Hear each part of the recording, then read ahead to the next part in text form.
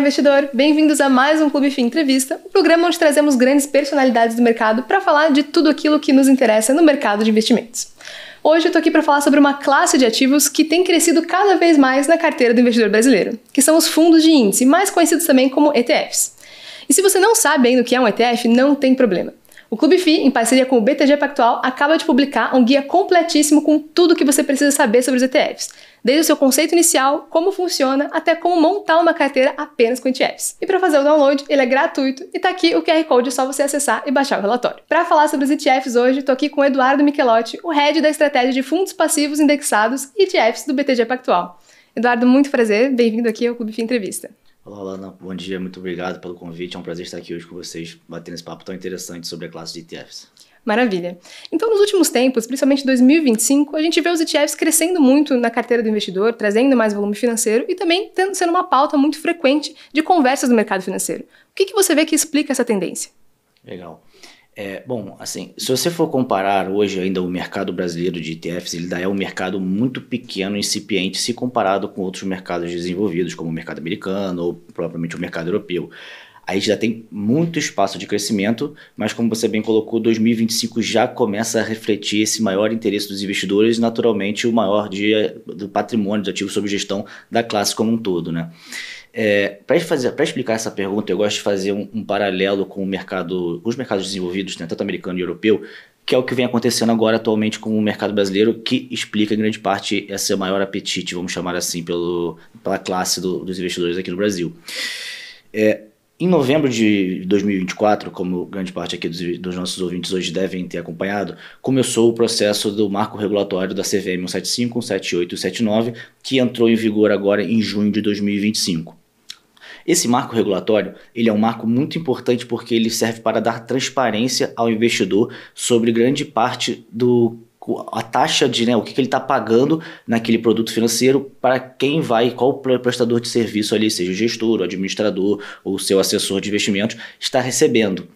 Com esse modelo de maior transparência, quando a gente faz esse paralelo ao mercado americano, em 2011 aconteceu o Forma Advisor 2011, que é muito parecido com a CVM 178 e 179. O que isso acontece?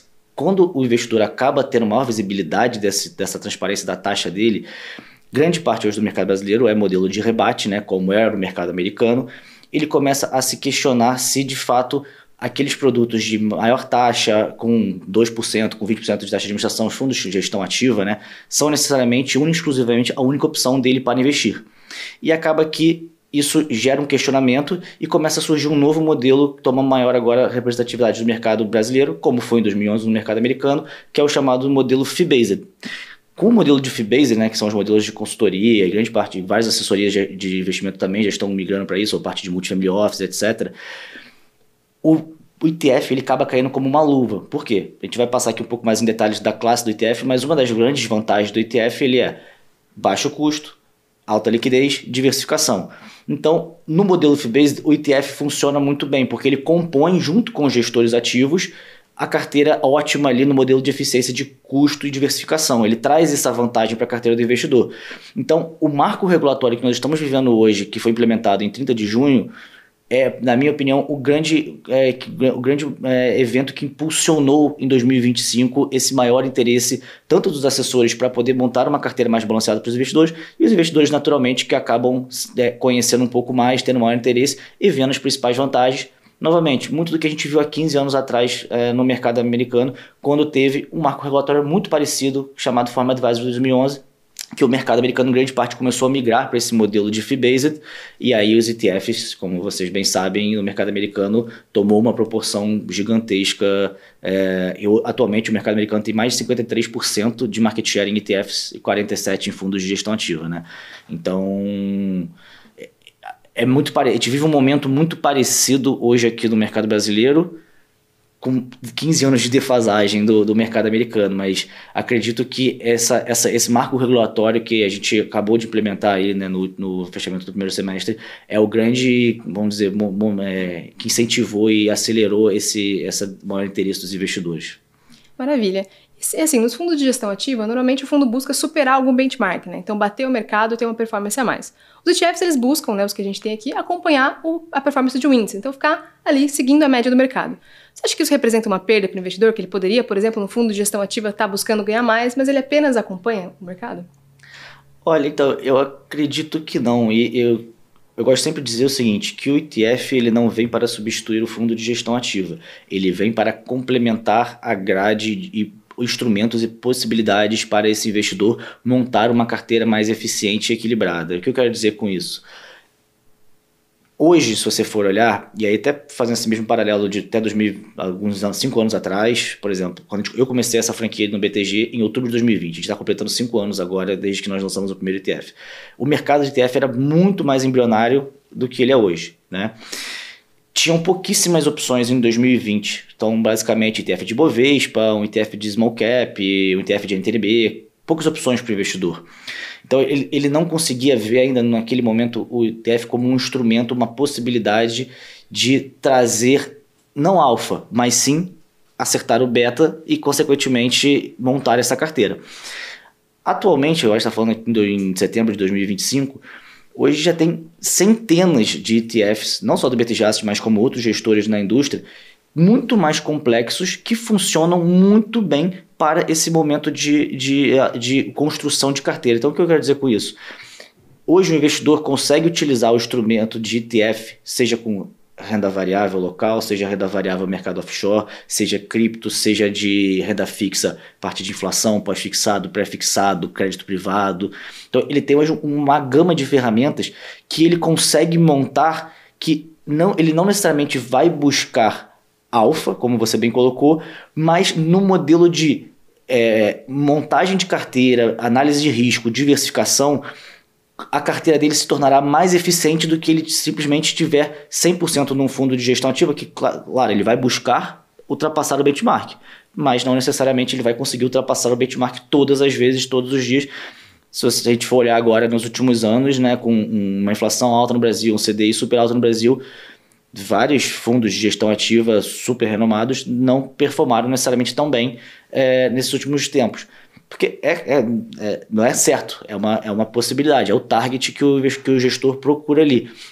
Então, quando você consegue conciliar ótimos gestores de gestão ativa com ótimos produtos de ETF, trazendo essa composição de diferenciação de taxa, diferenciação de liquidez, diferenciação de diversificação, hoje o investidor consegue, novamente, não substituir, mas sim utilizar como complemento. Então, com certeza, gerar o alfa através do fundo de gestão ativa é super importante hoje para uma carteira balanceada, como utilizar parte desse percentual da carteira com todos os instrumentos que a gente falou aqui, seja renda variável, mercado local, offshore, cripto, renda fixa.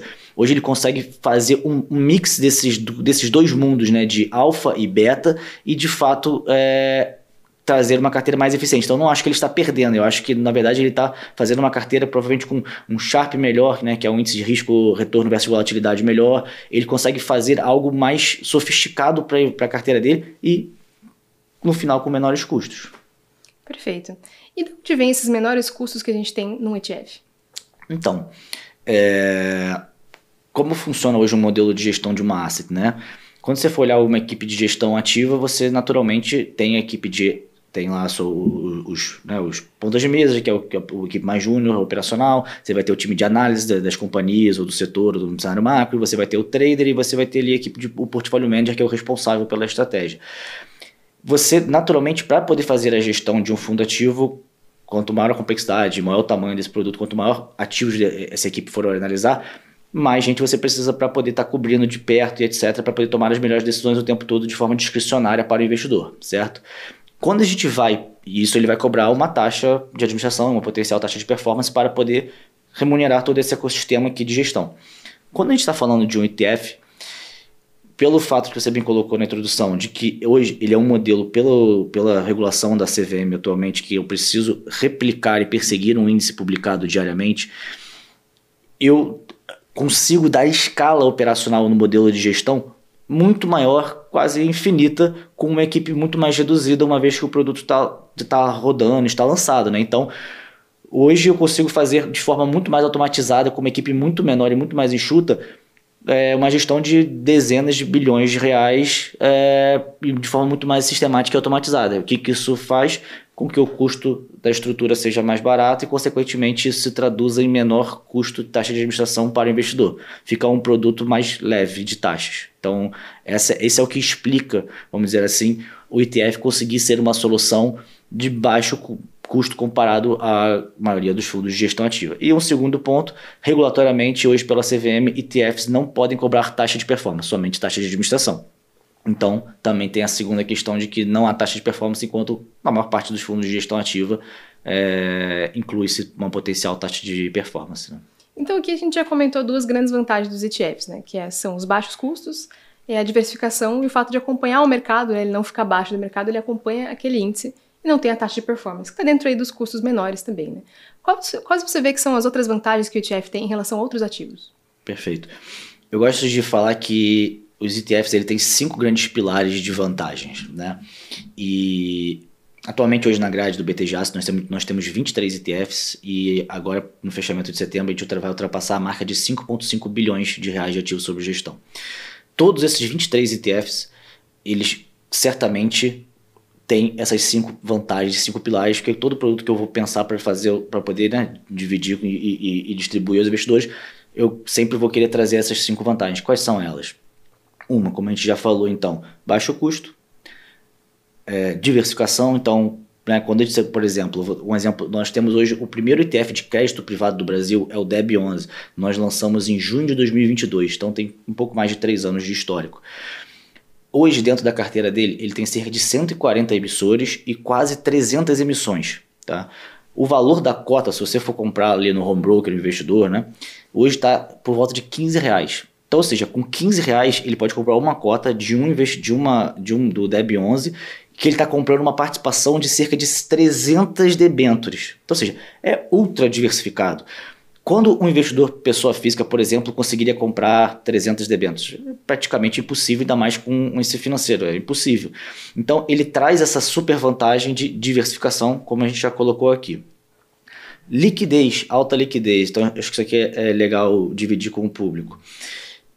Como funciona a regra de liquidez de ETFs hoje no Brasil? Ele é binário, ele é ETF de renda variável ou ETF de renda fixa. Para ETFs de renda variável, a liquidez sempre será D+2, né? Então, liquidez D+2, que é análogo como se fosse uma ação. Quando a gente está indo para o universo de ETFs de renda fixa, ou seja, são os ETFs de NTNB, ETFs de LFT, ETFs de pré-fixado LTN, ETF de crédito privado, né, são debêntures. Ele está nesse universo de ETFs de renda fixa. A liquidez dele é de D+1, ou seja, ele é ultra líquido, né? Então essa é uma terceira vantagem. Quarta vantagem, tributação. Como funciona a tributação hoje no Brasil de ETFs? Então, vou dividir também essas duas caixinhas entre ETF de renda variável e ETF de renda fixa. ETF de renda variável não possui IOF, então, negociação dentro de 30 dias não existe IOF. A alíquota dele de imposto de renda, 15% a ser pago no resgate e não tem come-cotas. É assim que funciona um ETF de renda variável. Quando a gente vai para o universo de renda fixa, ele não possui IOF dentro de negociação dentro de 30 dias, ele não possui come-cotas e a alíquota de imposto de renda dele é regressiva a depender do prazo médio de repactuação e não do tempo que o investidor fica dentro do fundo, diferentemente de um fundo condominial aberto, fundos de investimento padrão como o investidor está acostumado. Então, um fundo de renda fixa hoje, que o condominial aberto que o investidor está acostumado, começa ali numa alíquota de 22,5% e vai regredindo à medida que o tempo passa que o investidor está nesse investimento, certo? Até chegar aos 15%.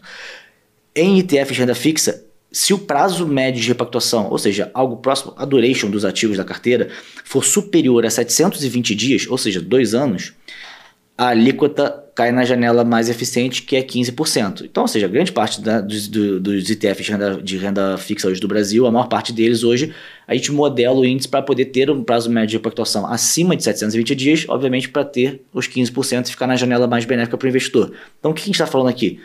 É um produto de renda fixa sem IOF dentro de 30 dias, ele não tem come-cotas, que é a antecipação do imposto de renda em maio e novembro, e ele tem uma alíquota fixa de 15% a ser pago no resgate com uma liquidez de D+1 ultra diversificado. Então, você vai construindo aqui o pacotinho das vantagens desse produto. Se você for comparar esse produto com o mesmo, né, o nosso ETF, pegar o mesmo exemplo do DEB11, que é de crédito privado, hoje ele é 90% alocado em debêntures, 10% em LFT, título público. Se você tiver esse mesmo produto num fundo condominial aberto e for negociar dentro de 30 dias, você vai pagar IOF. Aqui não, já é uma super vantagem. Aqui você tem come cotas, que é a antecipação do imposto de renda. Aqui você não paga, e esse dinheiro não antecipado do imposto de renda, ele acaba gerando um ganho, um compounding no tempo, porque você não paga o imposto hoje, esse dinheiro ainda rende, você só vai pagar ele lá na frente os 15%, então você vai ganhando ali que o seu bolo vai ficando maior em vez da antecipação desse imposto. É uma super vantagem que reflete diretamente no bolso do investidor. Então essa é a quarta vantagem. E a quinta e última vantagem que eu gosto de exemplificar é que ele é a flexibilidade, né? Então, como a gente falou, hoje, na regra da CVM, eu preciso ter um índice para que seja publicado diariamente, que o meu ETF vai perseguir aquele índice e é todo dia publicado, todos os ETFs de forma regulatória, precisa ter um site com todas as informações. Qual é a composição do índice, como é que rodou a carteira do índice, a carteira do ETF, o preço do patrimonial, o preço de tela, tudo isso tem que estar super explicado de forma regulatória no site chamado Portal ETF. E todos os ETFs do Brasil hoje têm um site. Então, eu preciso perseguir aquele índice. No entanto, esse índice ele tem o chamado rebalanceamento. O que é o rebalanceamento? Quando a gente vai construir um índice, a gente, o gestor e o provedor do índice, a gente coloca aqui com certa periodicidade pré-acordada, pode ser mensal, bimestral, trimestral, semestral, anual, não importa, isso é pré-determinado, você pode escolher o prazo que você quiser. Aquele índice, ele vai rodar novamente aqueles modelos e potencialmente capturar novos ativos ou sair ativos daquele índice. Então, novamente, vou usar esse mesmo exemplo do DEB para ilustrar. Hoje ele tem quase 300 debêntures, como eu bem falei. Quando a gente começou ele, há 3 anos atrás, ele tinha uma composição menor. Por que ele foi aumentando no tempo? No rebalanceamento dele, que é mensal, tiveram várias emissões nos últimos 3 anos de mercado de dívidas no Brasil, né? O mercado de debêntures foi muito aquecido aí, né, nos últimos 3 anos. Então tiveram várias novas debêntures no mercado que se tornaram elegíveis na metodologia do índice do DEB11. Então todo o rebalanceamento mensal ele foi capturando novos ativos para deixar esse índice de forma atualizada com o mercado. Então, apesar de ser um fundo passivo, o ETF, ele tem um dinamismo muito bacana que deixa com que o investidor esteja sempre atualizado, vamos chamar assim, com o que está acontecendo no mercado. Então, esse é o quinto pilar, na minha opinião, de vantagem que eu gosto de explicar em detalhes para o investidor, porque às vezes ele acha que o passivo significa estático, e não é. Então, ele tem um dinamismo, ele tem um acompanhamento do mercado através dos rebalanceamentos do índice que vão capturando esses ativos que vão se tornando elegíveis dentro da metodologia que o ETF está perseguindo. Maravilha. E tem aí uma sexta característica que talvez para alguns seja uma vantagem, para outros não tanto, depende um pouco do perfil do investidor, que é o reinvestimento automático dos rendimentos, né? Que sei que tem alguns ETFs que pagam, mas a maioria deles ainda reinveste isso automaticamente. Na sua visão, tem um tipo que é melhor para o investidor? Qual que é a vantagem desse reinvestimento automático dos rendimentos? Ótima pergunta. Então, hoje, como funciona esse mecanismo na construção de um ETF? Você tem o modelo de distribuição de dividendos e você tem o modelo chamado Total Return, que é esse que você acabou de explicar. Quando há uma distribuição de dividendos, seja um ETF de renda variável ou um ETF de renda fixa. Hoje no BTG Aço nós temos 2 ETFs que distribuem dividendo, um ETF de ação e um ETF de NTNB. E aí eu vou usar esses dois para exemplificar aqui um pouco na resposta. O modelo Total Return, uma vez que o ativo que está dentro do ETF pagou, né, um cupom, um dividendo, ele automaticamente é reinvestido na proporção daquele índice para continuar perseguindo ali de forma, né, aderente ao índice de referência, ele vai sendo reinvestido. Então o investidor não recebe esse cupom, esse dividendo mensal com a periodicidade, né, pré-determinada, mas o tamanho ali do bolo dele vai crescendo e ele só vai pagar o imposto de renda dele, como eu falei, 15% lá no período do resgate. Esse é o modelo de Total Return. Por que a maioria dos ETFs hoje seguem o modelo Total Return? Porque a nível de rentabilidade acaba tendo uma certa vantagem comparado, na maioria das vezes, não todas, mas na maioria das vezes, com os ETFs que distribuem. Porque você não paga o imposto hoje, você vai rendendo isso no tempo, você vai pagar isso lá na frente. Esse imposto não pago hoje, naturalmente vai rentabilizar no tempo. Quando a gente vai para o modelo de distribuição, e aí vou usar esses 2 exemplos, tanto o ETF de renda variável quanto o ETF de NTNB que nós temos hoje, a distribuição do dividendo do ETF de renda variável ele é tributado em 15%. Então, diferentemente de um fundo imobiliário, por exemplo, que tem a isenção para o investidor, aqui o fundo de ETF de renda fixa ele tem uma tributação no dividendo de 15%. Então, você acaba tendo uma vantagem de ter ali um fluxo de caixa, né, do investidor vai receber, mas você tem, de certa maneira, uma ineficiência tributária onde você está pagando em cima do imposto que esse dinheiro poderia estar sendo reinvestido e rentabilizado no modelo total return. Quando a gente está falando de um ETF de renda fixa de NTNB, e esse é super recente, foi um dos últimos ETFs que nós lançamos aqui no BTG Asset, ele tem uma dinâmica interessante que é legal para o investidor acompanhar.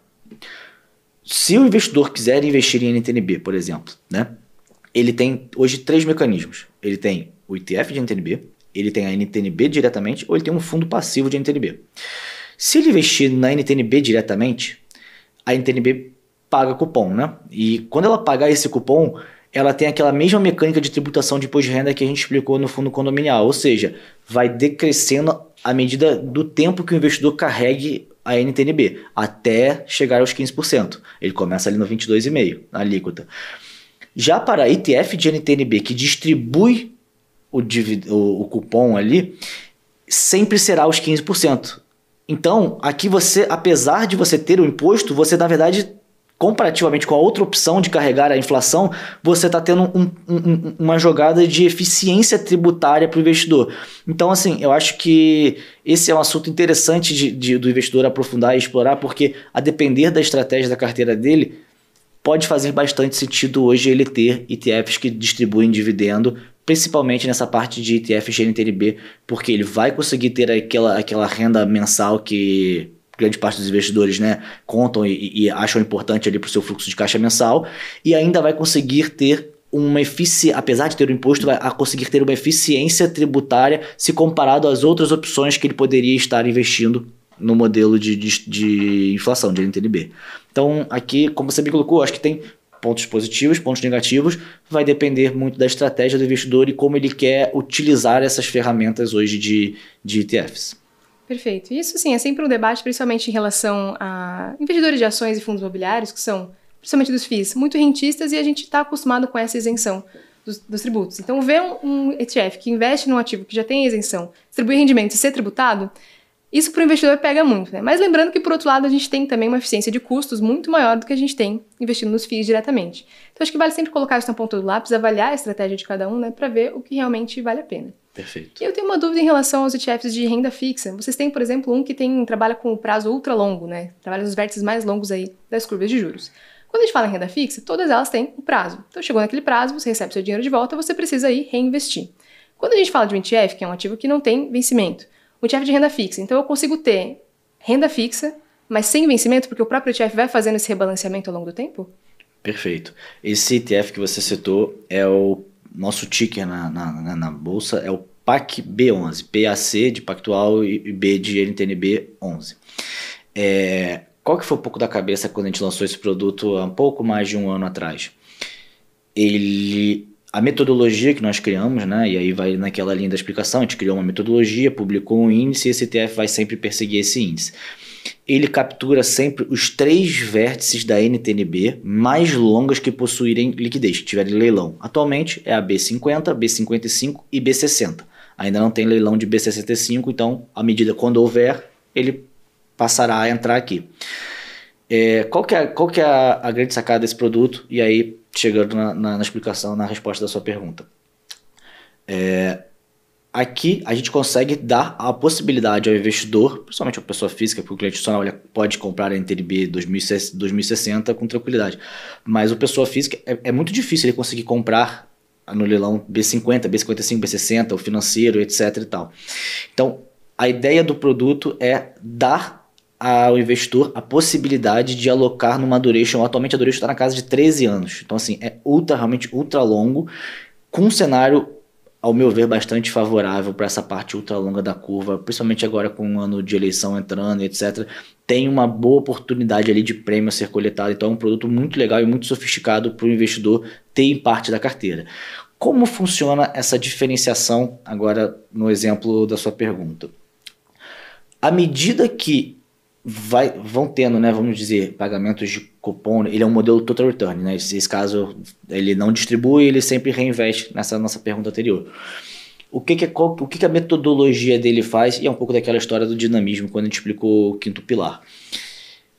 Ele sempre vai rebalanceando para poder manter a duration ultra longa. Então, hoje eu tenho esses 3 vértices. Para eu manter uma duration acima dos 13 anos, eu vou começando no tempo passando. Cada vez que vai ter um rebalanceamento, o que acontece? Seja com pagamento de cupom, ou seja o tempo passando.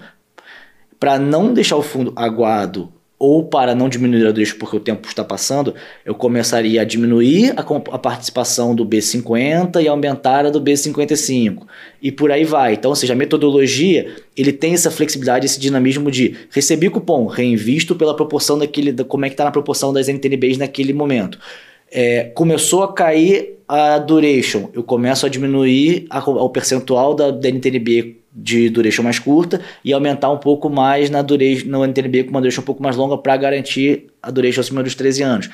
Então, novamente, ele consegue fazer um dinamismo que traz uma vantagem operacional para o investidor muito grande, porque literalmente você vai lá, compra a cota do ETF, todo o resto já está feito de forma operacional para ele, sem ele ter nenhum tipo de trabalho. Fazendo o mesmo comparativo, se você tiver uma NTNB e ela pagar um cupom e você quiser manter o seu nível de exposição, você tem que pegar aquele cupom, esse cupom vai ser tributado, então você vai ter a parte do principal mais o ganho que vai ser tributado, aí vai pegar aquilo, vai ter que ter todo o trabalho operacional de reinvestir na proporção e etc e tal. Isso para pessoa física é muito difícil e muito complexo. Então ele traz como um instrumento uma facilidade de alocação para ativos que não são tão usuais para o investidor, que eu acho que é muito bacana. Então ele consegue trazer isso de eficiência operacional, eficiência tributária e acesso a ativos que não são tão triviais, vamos dizer assim, para o investidor, pessoa física. Excelente. Bom, indo então agora para os ETFs de renda variável. A gente comentou um pouco em relação aos fundos ativos, como funcionam, né? E eu até puxei aqui uma colinha do relatório SPIVA, né, da S&P, que compara os ETFs que investem em grandes empresas em relação ao S&P 500. E nos últimos 5 anos, pegando só os últimos 5 anos que a gente teve aí, pandemia, diversos eventos adversos, apenas 13% dos fundos superaram realmente a performance do S&P. Se a gente puxa isso para 10 anos, são só 14%, então não tem muita variação realmente. O stock picking ele é difícil realmente, mas eu vejo que isso também tá ligado à estrutura desses fundos. Então, por exemplo, no fundo aberto, né, se tem muito resgate, aí o mercado está ruim, as pessoas vão resgatando, o gestor precisa ali liquidar alguma posição para gerar aquela liquidez e devolver o dinheiro. Então, às vezes o mercado já está indo mal, ele precisa liquidar à força no pior momento, alguma posição para conseguir devolver o dinheiro para o investidor. Essa dinâmica eu vejo que é muito detratora de resultado para a estratégia do próprio gestor. Não porque o stock picking foi ruim, mas justamente por conta dessa estrutura. E no ETF já a coisa é diferente. Se você tiver, por exemplo, muitas vendas ou muitas compras, existe o papel ali do formador de mercado para trabalhar nisso. Você pode explicar como que funciona esse papel? Claro, como não. O papel do formador de mercado, ou market maker, né, que é o termo grande parte das pessoas usam, então pode ser que as pessoas que estão nos ouvindo acabam ouvindo ou lendo, ele é um papel muito importante no ecossistema da funcionalidade, né, e saúde de um ETF. Tá? Então, se você for olhar por determinação, todos os ETFs do Brasil têm um formador de mercado por trás. E qual é o papel desse formador de mercado? Na maior parte das vezes são corretoras que são contratadas pelo gestor, tá? Para poder fazer o papel, que ele tem 2 grandes funções, que é estabilidade de preço e prover liquidez. Então, o que significa isso? Vou dar um exemplo prático aqui, como se fosse um dia hoje de pregão e fosse acontecer. Vamos assumir que nós temos aqui um ETF que a cota dele é R$100, tá?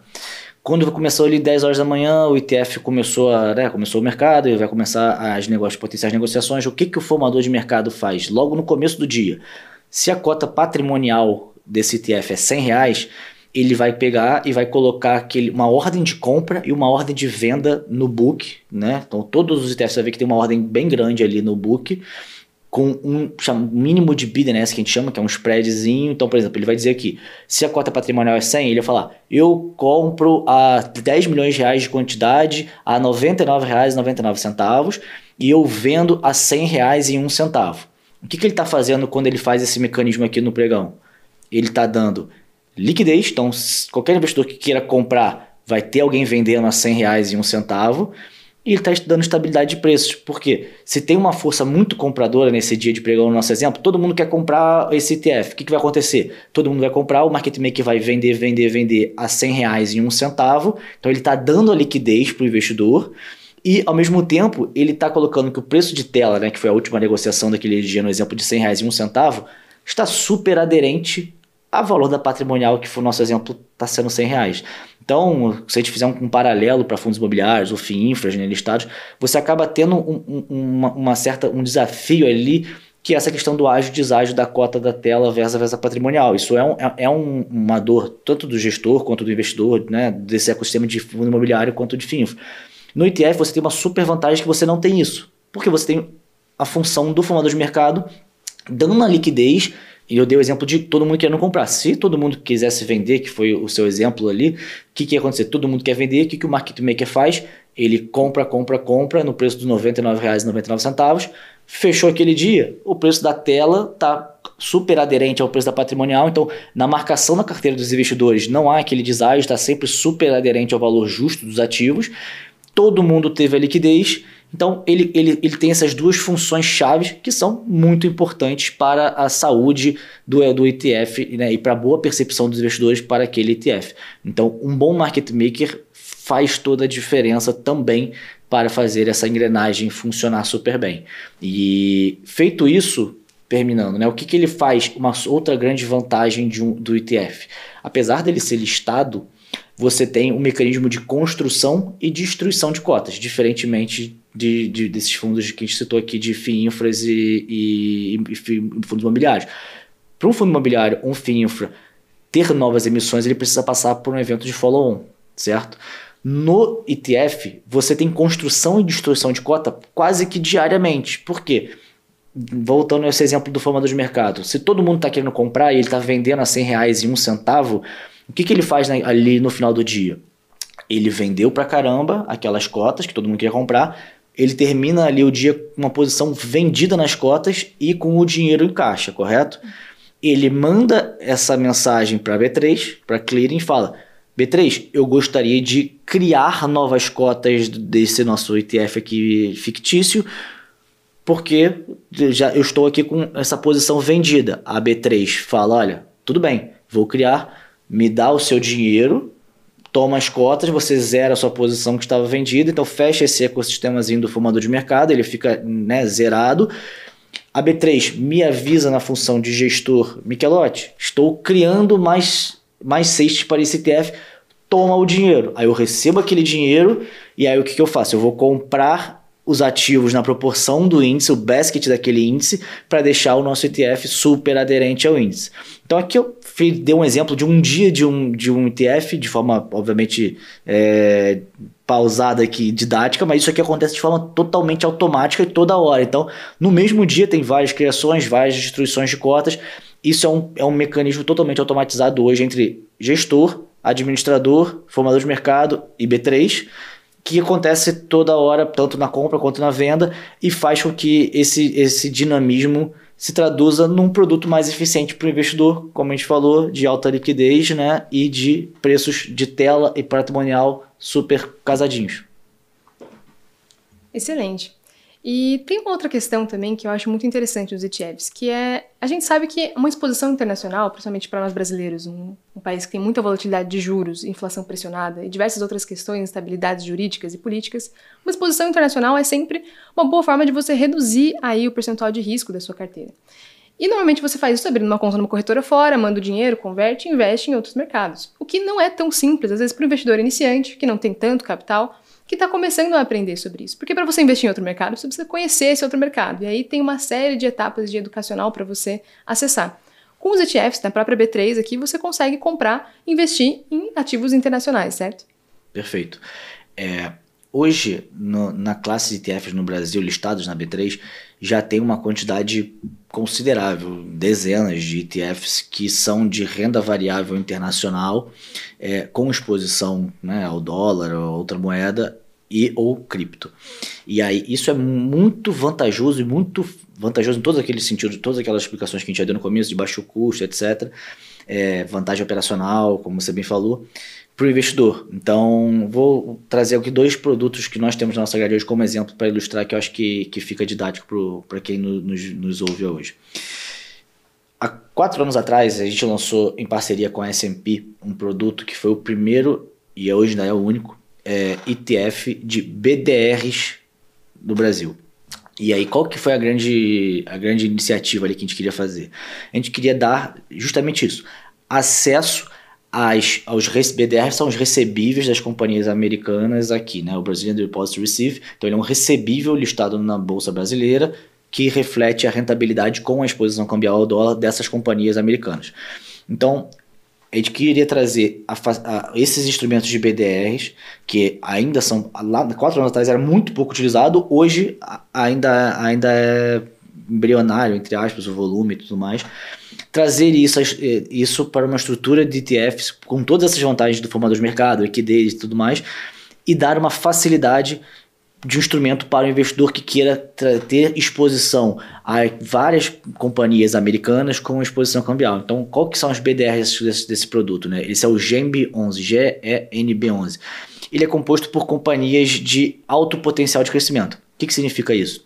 Se você pegar a parte de semicondutor, né, como a NVIDIA, a parte de tecnologia de Apple, Google, Amazon, Netflix, etc., meio de pagamento, Mastercard, Visa. Então, o ETF, a gente montou um índice para ser um instrumento facilitador para as pessoas que queiram ter acesso e exposição a todas essas companhias aqui e várias outras, né, que eu citei, com a exposição cambial, com a exposição a grandes companhias americanas. E como é que ele faz hoje?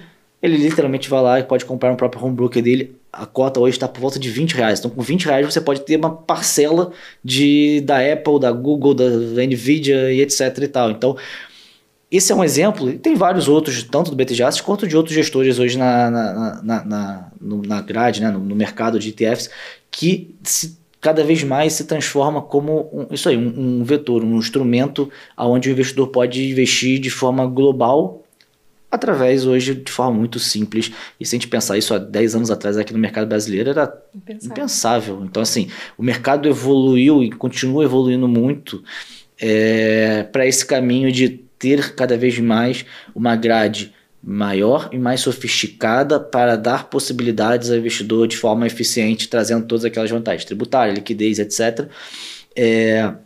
E isso quem ganha no final das contas é o investidor, né? Então, uma coisa que acontece muito, e a gente vê muito isso lá no nosso dia a dia, é como esses dois lados eles se retroalimentam, né? Que somos nós gestores e o investidor da ponta final. Então, só para dar alguns números aqui do meu universo do BTG Asset. Em dezembro de 2024, a gente tinha 10 ETFs com R$1 bilhão de ativos sob gestão. Atualmente, então, por volta agora, nós estamos em setembro, fechamento de setembro de 2025, nós temos 23 ETFs e, como eu coloquei, um pouco mais de 5 bilhões e meio de ativos sob gestão. Então, a gente quase 6 vezes mais em 9 meses do ano.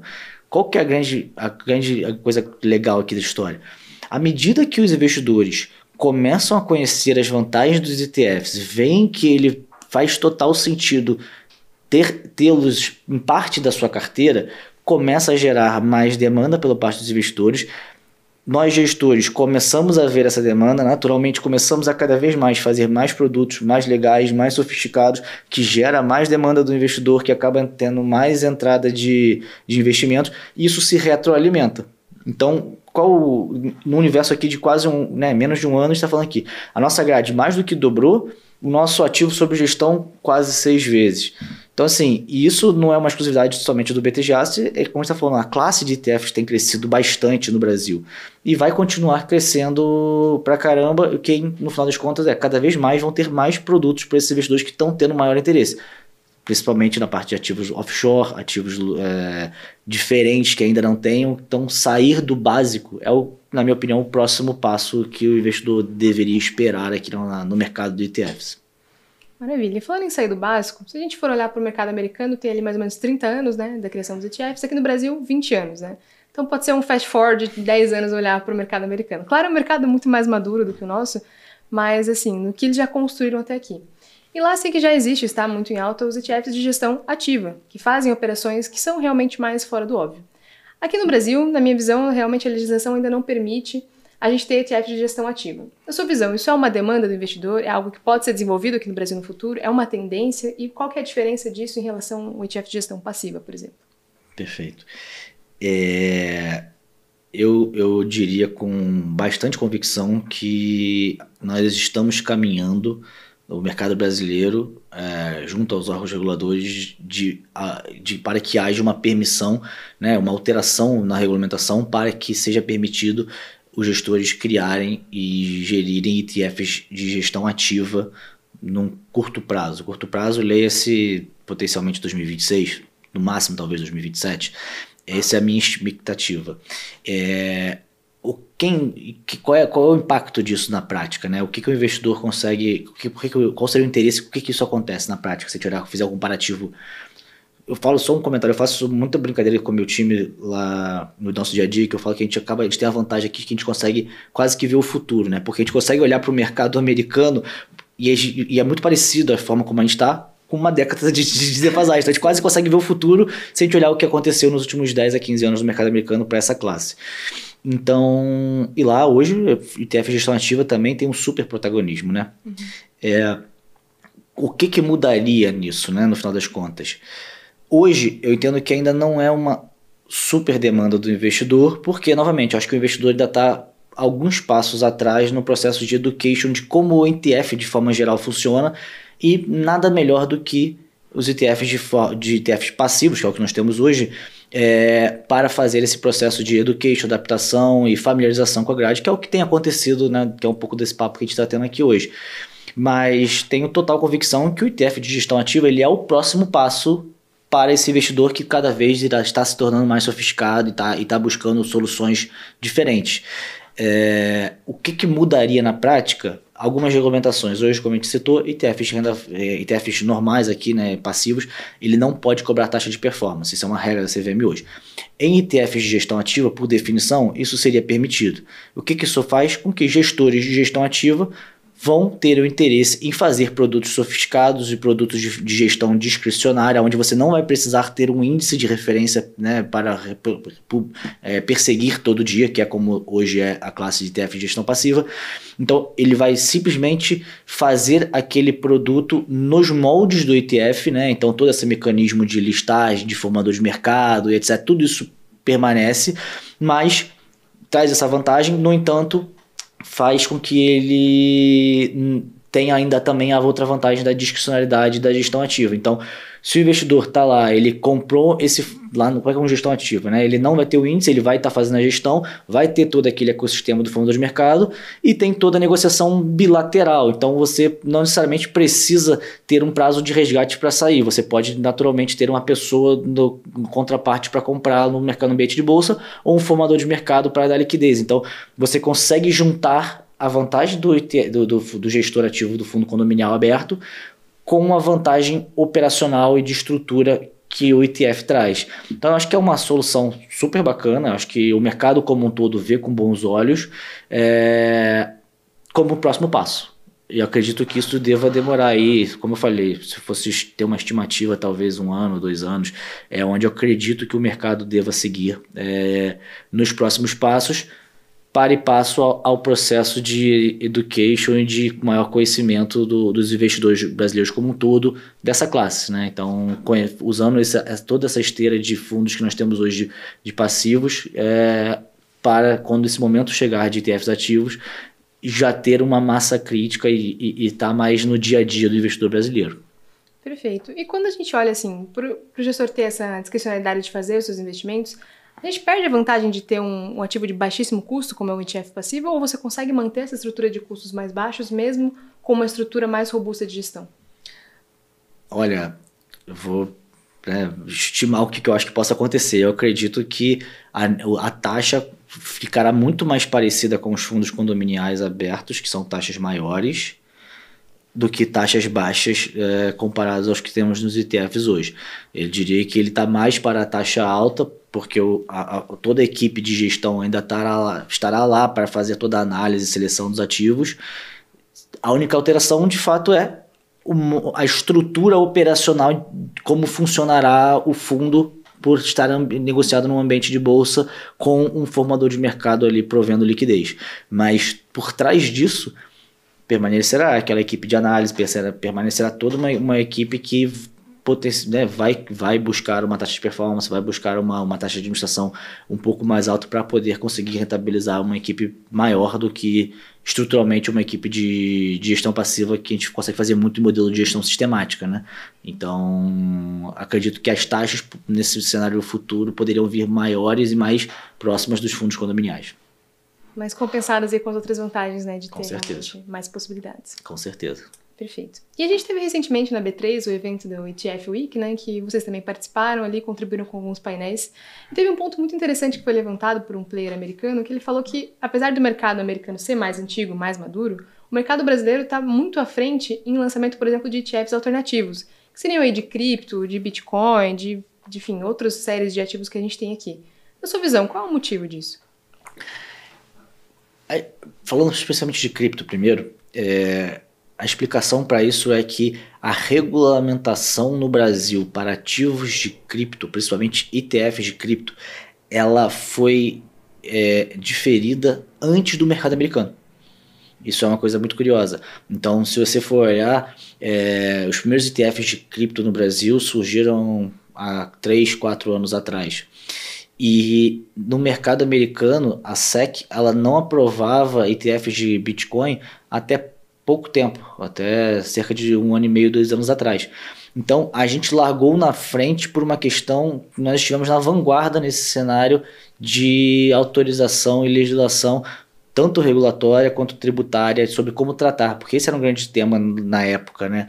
Sobre como seria a tributação, por exemplo, de um ETF de cripto. Qual é a alíquota que a Receita deveria cobrar em cima de um ETF de cripto? A resposta hoje é 15%, mas no começo ninguém tinha tanta convicção de qual seria o caminho que seria. Isso também foi muito discutido lá, no mercado americano. O Brasil, nesse cenário aqui, andou de fato na vanguarda. Então, lançamos na frente, né? Hoje, a nível de ativos sob gestão, os ETFs de cripto no mercado americano são muito maiores do que a gente. Eles já passaram bastante gente nesse sentido. Mas, a fim de abrir esse leque de possibilidades, isso é uma coisa muito legal. O Brasil realmente saiu na frente de ativos de cripto e alternativos de forma geral. Eu acho que hoje a gente já tem no Brasil dezenas de ETFs de cripto. O BTG nós temos 2, nós temos um de 100% de Bitcoin, um 100% de Ethereum. Mas tem vários outros, né? Tem vários outros que são super legais no Brasil, que já tem rodando aí, como eu falei, há 3, 4 anos. Então, acho que essa é a grande a grande explicação. Fomos mais rápidos de forma regulatória e tributária para poder regular e permitir isso no Brasil. Maravilha. E no mercado americano também a gente tem uma participação muito forte do investidor institucional, né, no mercado de ETFs. No Brasil, você vê que é um mercado hoje mais que tem mais atratividade para o investidor institucional ou para o investidor pessoa física? Olha, ao longo de 2025, como eu falei, eu tive muitas interações diferentes com vários perfis de investidores nesse processo de education que, de forma geral, os investidores também têm buscado, né? Então, isso passa por todo o perfil de investidor. É o investidor institucional, uma fundação, uma RPPS, uma operadora de saúde, clientes corporate, né? Então a gente fala muito com o CFO de companhia para pensar em soluções do que fazer com o caixa da companhia, como os ETFs potencialmente podem ser um instrumento. Nessa parte mais de multifamily office, single family office, o cliente private, mesma coisa. E também na parte do varejo, que tem toda essa questão que a gente falou também muito ali, impactada pelo marco regulatório, modelo de rebate, modelo fee-based, etc., que a gente falou um pouco no começo aqui do nosso papo. Então, assim, eu diria com bastante convicção que hoje a demanda está começando a vir de todas essas verticais, mas com soluções. Isso que é uma coisa bacana dos ETFs, na minha opinião. Como ele é um instrumento que você consegue fazer qualquer perfil de ativo lá dentro, né? Então a gente está falando aqui, a gente já falou de vários aqui, né? De renda variável, local, offshore, cripto, NTNB, crédito privado, pós-fixado, pré-fixado, você tem tudo. Então, você consegue trazer soluções para qualquer que seja o perfil do passivo. O cliente institucional, ele tem uma ultra demanda por produtos mais, vamos dizer, mais tradicionais, entre aspas, né? Do tipo produtos caixa, produtos de inflação e produtos talvez que tem uma exposição cambial, talvez a um índice mais conhecido como Ibovespa. Ele tem essa demanda um pouco mais parecida. Produtos de crédito privados, nosso ETF de debênture, ele tem bastante clientes institucionais hoje na grade, né? Então, assim, ele tem um perfil de demanda. O cliente, pessoa física, acho que ele vai num espectro maior. Ele busca o ETF de cripto, ele busca um ETF que vai dar a ele uma solução que ele, como pessoa física, não consegue investir. Então, você acaba conseguindo, através do ETF, por conseguir acessar todos os perfis de ativo, fazer instrumentos diferentes, você consegue criar produtos que vão fazer sentido na carteira de todos eles. E acredito bastante que isso tem já acontecido. Essas conversas cada vez mais com todos esses perfis de investidores têm encaixado muito bem, cada um com um perfil de análise da grade ou perfil qual ETF que ele vai querer olhar e aprofundar, porque naturalmente são perfis diferentes e produtos diferentes vão fazer mais sentido ou menos sentido nas suas respectivas carteiras, né? Maravilha. Acho que um exemplo claro disso seriam os ETFs que investem em investimentos de ações internacionais, por exemplo. Vocês têm tanto ETFs que têm a proteção cambial, quanto os que têm a exposição cambial sem a proteção, né? Na sua visão, qual que é a vantagem de ter ou não ter a proteção cambial? A vantagem ou a desvantagem assim, grande parte dos alocadores e assessores ou clientes, etc., adicionais, têm ou gostariam de ter em algum nível exposição ao dólar, né? E quando a gente está falando de ETFs, vamos pegar um cenário de renda variável. Se você tem um ETF de renda variável que tem risco de mercado, né, dos ativos ali, do equity das companhias, adicionado ao risco cambial, você está botando duas variáveis ali dentro. Então, você está trazendo risco da companhia, risco do setor e etc., com o risco da moeda. Você pode querer ter somente o risco da moeda. Então, por exemplo, hoje nós temos um ETF cambial que tem todas aquelas vantagens tributárias, etc. e tal, para quem não quer ter o risco de mercado, mas quer ter o risco da moeda, porque faz parte da composição da carteira ter um pouco de exposição ao dólar, mas não quer adicionar um risco do equity, porque potencialmente essa pessoa já tem um sobrepeso na carteira dela de equities. O inverso também é verdadeiro. Você pode já estar posicionado, né, do que você julga já o máximo de exposição da moeda, mas você quer trazer uma diversificação na sua parte de equities. Por que significa isso? Você pode ter o risco de equity Brasil, mas você quer trazer um risco de equity global, americano, qualquer outro país, sem adicionar o risco da moeda. Então, quando você tem um ETF que tem só o risco da moeda, ou você tem o risco só dos ativos do equity, redeado para real, ou você tem dos dois.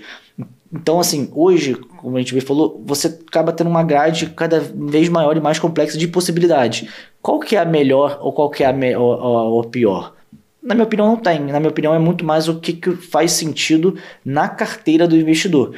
Eu gosto de falar que a gente é muito também quase como uma função de um service provider, né? Porque você é um gestor que está servindo como um facilitador de uma alocação eficiente.